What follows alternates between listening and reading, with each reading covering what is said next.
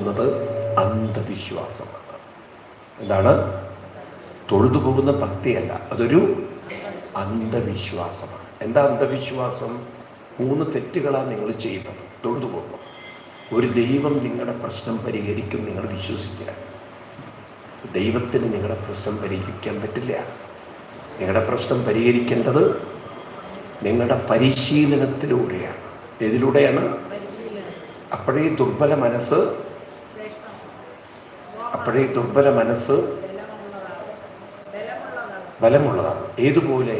ഇരുട്ട് മാറി വെളിച്ചം വരണമെങ്കിൽ ഞാൻ അവിടെ വെളിച്ചമൊന്നും ഇടാതെ ദൈവത്തോട് പ്രാർത്ഥിക്കാണ്, ഇരുട്ട് മാറണേ, ഇരുട്ട് മാറണേ, ഇരുട്ട് മാറണേ.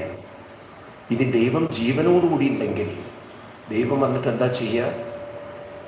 ഒരെണ്ണം വെച്ചിട്ട് പറയും, പോയി ലൈറ്റ് ഓൺ ചെയ്യണമെന്ന്, അല്ലെങ്കിൽ വല്ല വിളക്കും അവിടെ കത്തിച്ചു വെക്കുക.